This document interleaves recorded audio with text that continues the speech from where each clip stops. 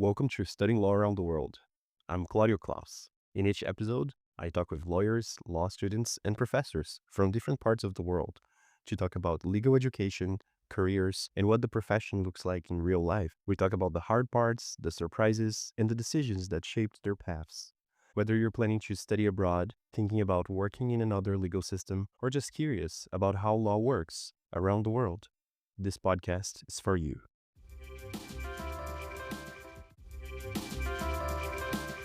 Whether you're studying law in Mumbai or practicing in Manhattan, Rev can help you transcribe and analyze all your case materials with verifiable citations. Learn more at rev.com. Today, I have the opportunity to speak with Chris Graham. He has a very interesting career and a very interesting relation to law and now to communication. So I decided to ask him a couple of questions and ask what a twice retired lawyer, as he entitles himself, thinks about these things. Thank you so much for joining. Welcome to the podcast, Chris. Well, it's my pleasure, Claudio. Thanks so much for inviting me to be here. I appreciate it. And for those who haven't met you yet, can you tell us a little bit about who you are and what's the story behind Tell People? Oh, wow. Well, I guess you took my joke. I am the twice retired as a lawyer, so probably the most retired guy you ever had on this podcast. I started my career at a law firm in New York City called Sullivan and Cromwell. So I was at U of T Law School where you are at, and I went straight to New York, which was really fun.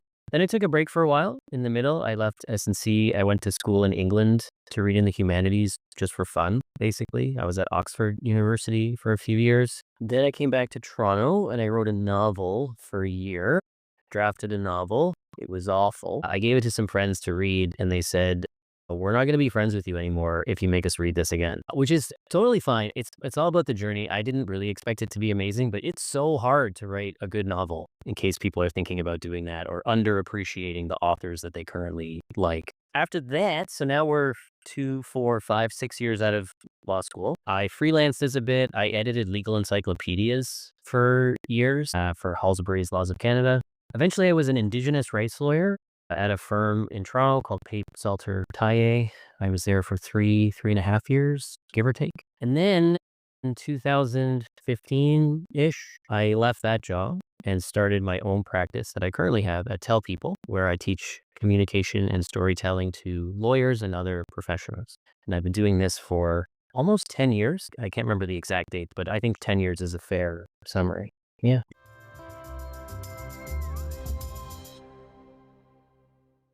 If you're an internationally trained lawyer or law student working in or trying to break into an English-speaking common law system, you know that legal writing is one of the biggest challenges and one of the most important skills to master.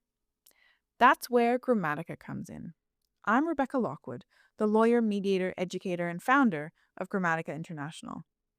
We help lawyers and law students to write sharper, speak clearer, and land more interviews with on-demand online courses, live workshops, and one-on-one consulting designed just for legal professionals. I have worked with so many lawyers like you who are exceptionally smart, qualified, and capable, but need some guidance to really stand out in a competitive legal market. And I get it myself, having lived and worked in 5 countries during my 17 years in law and education. Whether you're looking to sharpen your writing skills generally, refresh your CV, or draft an application for a law program, Grammatica can help. Visit grammatica.co to get started. If I may ask, what made you take that turn into entrepreneurship? I mean, writing a novel and all of that have definitely something to do with that, but what really made you take that turn, and then maybe even what did you learn about law and communication along the way? Well, the answer to your first question, how do I make that turn? I mean, the short answer is I didn't like having a boss. It's something that I did nothing against having a boss, and it's certainly not an indictment of any of the places where I was working. But I realized as I was going along, where I worked at this Indigenous rights firm, it was pretty small at the time. I think it was 4 guys in a house, and they're all partners.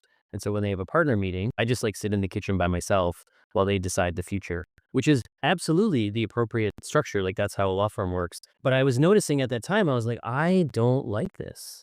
And it's a fine arrangement. Lots of people would. I thought I'm not loving this. And so I thought that was the second time I'd been a lawyer. and it was a small firm in the annex of Toronto. And previously, I worked at this giant firm, S&C. So having tried two pretty different fields, I thought I should try something very different next time. And so, starting a business is just what am I good at that people might pay for? And I was pretty into storytelling at this time. There continues to be a vibrant storytelling community in Toronto, people on stages telling stories. So I've been doing that for quite a while. And I thought maybe I'll start a consulting practice or a training practice. The startup costs are pretty low. And as any lawyer will tell you, if your adventure fails, you can always go back to being a lawyer. So I always felt like I had this safety net if I needed it. Fantastic. I saw a little bit about the work you do with TEDx in Toronto, and then I also saw you coached over like 15,000 professionals, including many lawyers in that. So maybe what are some common mistakes that you see lawyers making when they try to explain things or connect with people? Well, that's really interesting. I mean, it's hard to talk about common mistakes in a sense because everybody's a bit different and everybody's circumstances are a bit different. So I don't really think about it that way. I guess one thing I might say that I tend to notice is professionals generally tend to talk a lot about facts, and they tend to try to extract their personality from what it is that they're trying to communicate. If a person is giving like a TED talk would be a good example of this. So a person giving a TED talk, they will often initially want to just give the information. Like, here's the idea, here's the evidence, here's the research, etc. And missing from all of that would be anything about them. So it's almost like they're like a literal talking head, but with no face, no features, nothing. And it's very hard for the person you're talking to connect with you. You mentioned connection. If you're not there, if you're not in what you're saying or present, there's nothing for the audience to connect with. And the way people experience this is typically as boredom. They just zonk out. It's very hard to stay super engaged with that. It's a bit like reading, you're mentioning before we get on here, you're studying for the bar. Well, the bar exam materials are a perfect example of this. They are absolutely not designed to have personality at all.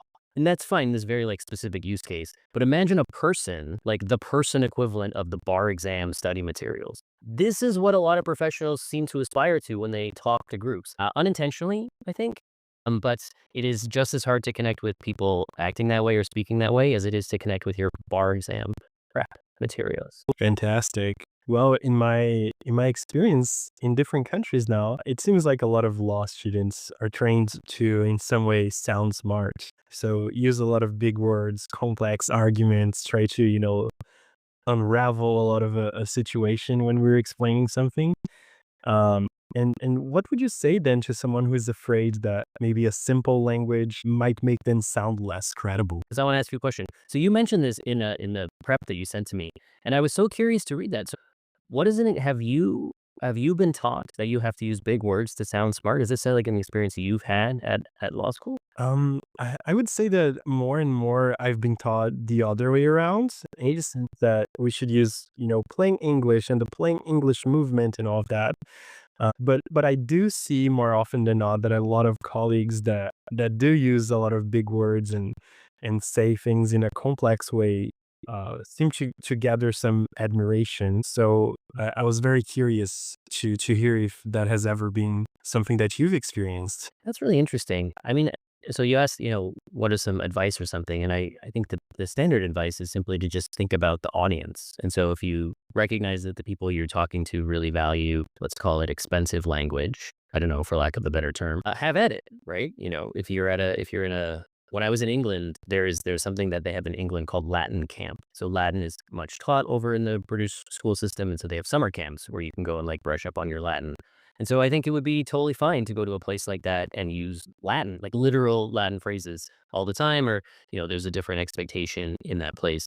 But if you're not in a situation where it seems that people are valuing upscale language or expensive language, or if your goal is really to connect with people, I think it behooves you to think very hard about what is going to make the person I'm talking to feel comfortable, feel like they can engage with me as a peer, and then make language choices accordingly. As I'm saying this, it strikes me that if you're trying to sound smart, that's mostly you're thinking about yourself and your own image. But I personally think when you're talking to an audience or even just another person, surely the goal there is to make the other person feel comfortable, right? To make them feel like a peer or equal or something like this. And to think of your communication as a way that you can serve the person you're talking to. Fantastic. And going on that, so instead of making a statement here, I'll ask you a question. So have you ever had to speak in a room where people were very skeptical or resistant without even, giving you a chance to come up with your message? Has that ever been an experience that you've been on? Sure. My initial idea is I would do training for lawyers because I had seen lawyer training. It seemed like people have an existing time and an existing budget to buy training sessions. So I emailed everybody I went to law school with and I said, can you please introduce me to the person at your firm who buys professional development? And so I set up a bunch of meetings and I went down and I said, here's what I'm up to. So the very first meeting I had with a firm downtown in Toronto, the person heard my pitch and she was like, amazing, we'd love to work with you. The very next day, I gave my second ever pitch to a different firm. And this time, the person said, you've made a mistake starting your business. Yeah, which is the hardest no I've ever experienced. I think that's also the most skepticism I have ever encountered in an actual person. So yes, I have experienced what you described. All right. And taking that into consideration and thinking about the audience and the other person, do you have any tips or leads for when people find such a skeptical or resistant audience? Is there any way to win people over? So my question to you would be, if you pitched me, let's say you pitched me on this podcast, and I said, I think, Claudio, you've made a mistake with your life creating this podcast. Am I now somebody you actually want to win over?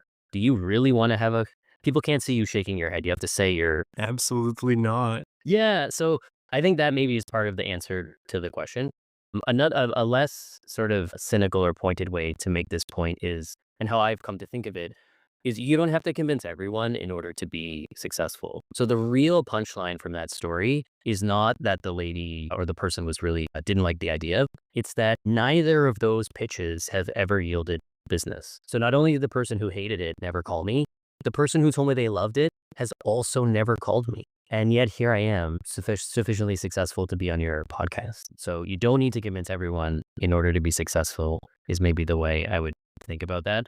The other thing I might say is if you're looking outside of yourself to feel good about your communication and your ideas, that's a dangerous place to look. All you really control is how you feel about your stuff. And it's obviously great when people recognize it and they engage with you and it's validating and so on. And they have to at some point for you to get on in the world. But if I could go back in time and retake both of those meetings, I think I would spend much more time feeling good myself about my pitch. Like, yes, this is what I want to communicate. I feel good about this. I believe in it.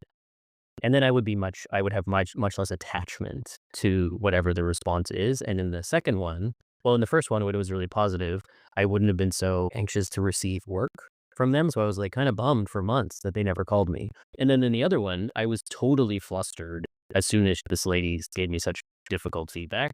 And we were in this tiny conference room in this like way up in the building. She had to escort me out because they have key cards. So we just like walked like we're pals after this terrible meeting. But if I had gone into that meeting feeling like very secure in my ideas, then it would have been much less debilitating to hear this feedback. It would have just been like, oh, this doesn't resonate with you. That's okay. Maybe we could have had a more interesting conversation about why it didn't resonate. Because all I was able to contribute was like, sorry. Fair enough. Fair enough. I love that. I actually just had a podcast that came out this week, and we were talking about the recruitment process and articling and all of that. And one of the topics that we spoke on was specifically finding validation outside yourself, right? If it's not based on you, that becomes a lot harder. So I'm finding it fascinating that this topic has come up again. You were saying something very interesting, but I'm thinking about, an advocate, a lawyer who actually is trying to convince either a jury or a judge. And then those are very specific cases and audiences. How about in those cases that, even though you cannot predict results, you do want to please your audience, you do want to make sure that you're well understood. But as you said, there's only so much you can control. But how do you prepare for that kind of situation then differently than you would for a business pitch where maybe not as much is at risk? Does that make any sense? I think so. I guess my initial thought here is I've never been to court. So I mooted a lot in law school, but so I don't have anything really specific to say about preparing for advocacy, except to say, you prepare in the way that will support yourself the best, which presumably you will have learned from your mentors or the people you work with at your firm where you litigate and so on. But the thing about being nervous is that and feeling like the outcome really matters is that it tends, in my experience at least, it makes people forget themselves. So we had this prof at law school. I don't think he's there anymore. He was a retired criminal defense attorney, very famous, Michael Code. This is not a mean story. It's a great story. So he was there, very famous, very successful attorney, and then he was teaching at the law school. Honestly, like fantastic teacher. I think he was the voted best teacher multiple years when he was there. And he said once that he never felt like he made his best arguments in court. They always seemed to come to him later that night when he was brushing his teeth. And like on the one hand, first of all, of course this makes sense. And everybody was like, yes, even for this storied advocate, of course that would be the case. And partly you get a bit more time to think, right? But mostly I think the difference is there's no pressure when you're brushing your teeth. There's no judge. The other side's not there. There's no gallery. I actually went down to watch him once, which was very cool. But there's like strangers in the audience. The paper's there sometimes. So when people are having this pressure, you completely forget that you know what to do, that you have prepared. This guy knows how to advocate. And even he, under all the pressure, can sometimes feel like I actually don't have great access to my preparation, or I forget some of how I've done this before, and so on. And so, circling back to in practice, I suppose it is true that there is maybe more at stake in a trial, certainly a criminal trial, right, versus a business negotiation or like me pitching this business. But I'm not sure thinking about it as higher stakes actually contributes to better performance, is maybe where I would come out on that. That makes a lot of sense. I really appreciate that. And I guess the same applies to anything, to an interview or any of those very communication based experiences. I've also seen some of the things you wrote before saying that communication is not a gift, but it's a skill. And I'd love to hear a little bit about maybe things that law students or young lawyers can start doing right now to get better at speaking clearly, speaking with confidence, regardless of the audience. As we've been hearing from lawyers around the world on this show, one thing that's universal is the challenge of managing massive amounts of case materials. Whether you're dealing with witness statements in Sydney or reviewing contracts in Chicago, the volume can be overwhelming. That's why I wanted to tell you about Rev. Instead of analyzing documents one at a time, you upload everything to one workspace: PDFs, audio recordings, video depositions, transcripts. Rev's AI analyzes them all together and spots connections you'd never catch working file by file. Every insight comes with clickable citations that take you right back to the source. So when the AI finds a contradiction between witness statements, you can verify it instantly. Whether you're a law student or practicing attorney building your international career, Rev Insights gives you that edge our guests always talk about. Check it out at rev.com. Oh gosh. I mean, you're asking me to think about 20 years ago in my life, Claudio. So I have to sort of try to remember back to what it was like for me being a law student. Although I coach a lot of law students at U of T, so I'm a little bit in touch with this. One of the things that's a very law school specific thing would be to moot. And I know, like, again, I guess I'm sure people beyond U of T listen to this, but at least at U of T Law School, there's a mandatory moot experience at least once in the course of your time there, and many, many other opportunities to do mooting. Answering questions in a moot is very similar to answering questions in class. Feels like more pressure, although lots of first year law students I talk to experience like the pressure of first year. I definitely remember how much pressure it felt to answer questions. But there's a huge opportunity there to practice answering questions on the fly from other very smart people. And it literally doesn't matter. Nobody who cares about your mooting results as soon as you leave law school. So there's almost like this great gym that you can go to and work out your mind and your speaking.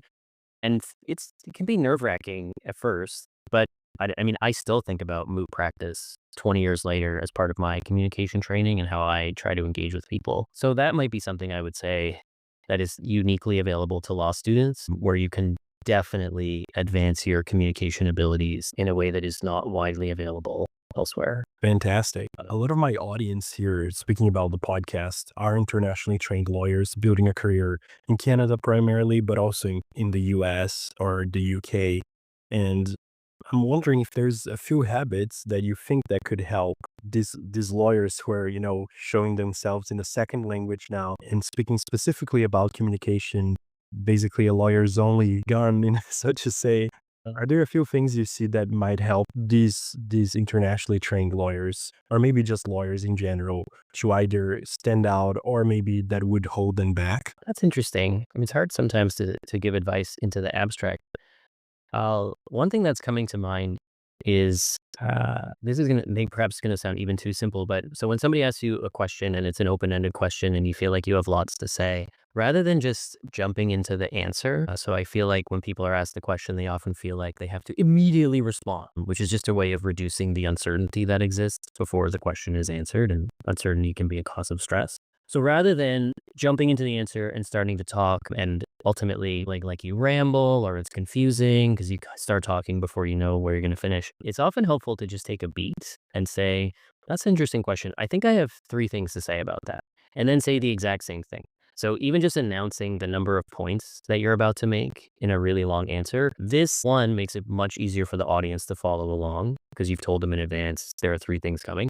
But 2, perhaps more important, it gives you permission to stop talking at the end of the 3rd point in this example. And especially when you are talking to somebody, even like we're talking on a Zoom call here, but if you're talking and you don't quite know when you're finished and you're a bit nervous, you're waiting for the other person to make some sort of face that indicates that they're ready to talk, intervene. And my experience is that's not what most people do. And so you just on and on and on and on. And then the longer you talk, the more anxious you feel, and it kind of spirals. So if you can use this sort of simple road mapping strategy, this is something I think that can help you feel a bit more in control of your communication in situations where you feel a little bit anxious. That's fantastic.